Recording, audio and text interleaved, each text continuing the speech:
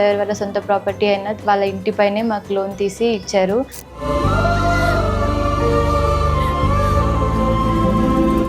దేవుడు అనే అతను ఏదో ఒక రూపంలో వస్తాడు అంటారు. దేవుడు హరీష్ రావు రూపంలో వచ్చి మాకు సహాయం చేసిండు. దేవుడు ఎక్కడో లేడు, వేరే కొత్తగా రాడు. ప్రజా ప్రతినిధులు అంటే ఓట్ల కోసం మాత్రమే ప్రజలు కావాలని అనుకునేలా అర్థాన్ని మార్చేస్తున్న నాయకులున్న ఈ రోజుల్లో పేదల పాలిట పెన్నిదిలా ఉండే నాయకులు కూడా ఉన్నారనడానికి మాజీ మంత్రి హరీష్ రావు నిదర్శనంగా నిలుస్తున్నారు.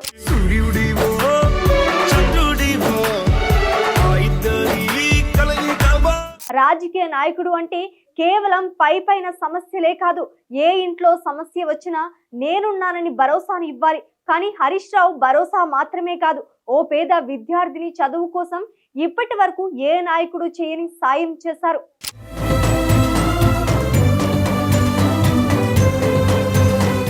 సిద్దిపేట జిల్లాలో ఏ గడపకు కష్టం వచ్చిందని తెలిసినా హరీష్ రావు అక్కడ ఉంటారు.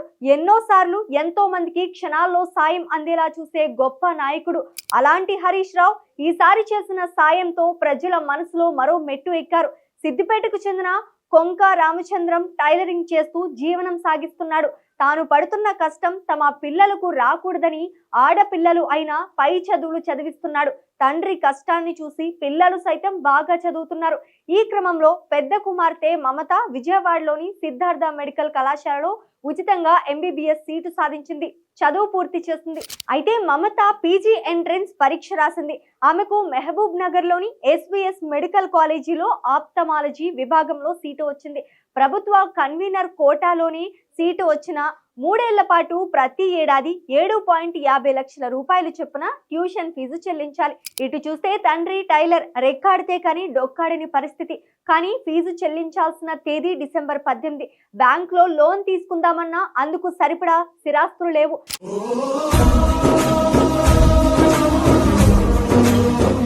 అప్పుడు రామచంద్రకు గుర్తొచ్చిన పేరు హరీష్ రావు. గతంలో తన కూతుళ్లకు MBBS లో సీట్లు వచ్చినప్పుడు కూడా హరీష్ రావు సాయం చేశారు. అందుకే ఇప్పుడు కూడా హరీష్ రావు తలుపు తట్టారు. సాయం చేయడంలో ఎప్పుడూ ముందుంటాడు హరీష్ రావు. అది విద్యకు సంబంధించింది అంటే ఎంత కష్టమైనా తీరుస్తారు. ఇక్కడ కూడా అదే చేశారు. 3 ఏళ్లకు సరిపడా 20 లక్షల తన వద్ద లేవు. అయినా సరే తన సొంతింటి పత్రాలు బ్యాంకులో పెట్టి మరి మమత అనే విద్యార్థికి ఫీజు చెల్లించారు. అంతటితో ఆగకుండా హాస్టల్ ఫీజు కోసం మరో 1 లక్ష రూపాయలను అందించారు. హరీష్ రావు కనుక సాయం చేయకపోయి ఉంటే విద్యార్థిని సీటును కోల్పోయేది.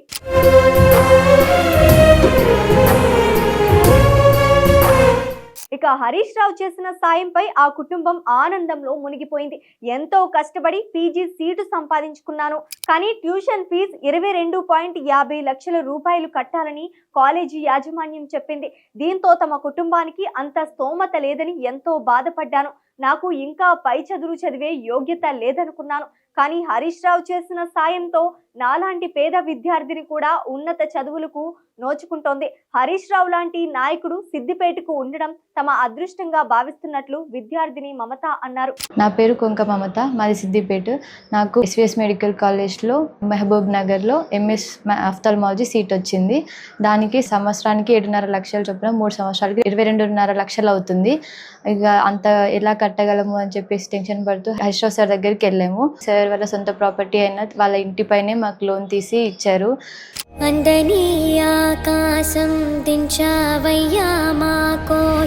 అయితే మాజీ మంత్రి హరీష్ రావుకు సాయం చేయడం కొత్త కాదు. కానీ ఇలా సొంతింటిని సైతం ప్రజల కోసం తాకట్టు పెడతారని చాలా తక్కువ మందికి తెలుసు.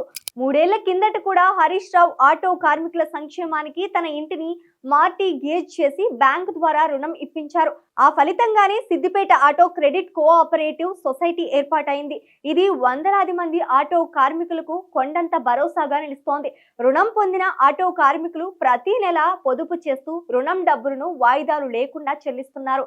ఆపత్కాలంలో తమకు సొసైటీ ఉందని గట్టి ధీమాను హరీష్ రావు వారికి కల్పించారు. ఆనాడు హరీష్ రావు చేసిన సాయం వందలాది మంది ఆటో కార్మికుల జీవితాల్లో వెలుగును నింపింది. ఇప్పుడు అదే ఇంటిని బ్యాంకులో పెట్టి పేద వైద్య విద్యార్థినికి సాయం చేసి హరీష్ రావు పార్టీతో సంబంధం లేకుండా మానవ సేవే మాధవ సేవ అని ముందుకు సాగుతున్నారని BRS శ్రేణులు ఆనందం వ్యక్తం చేస్తున్నారు.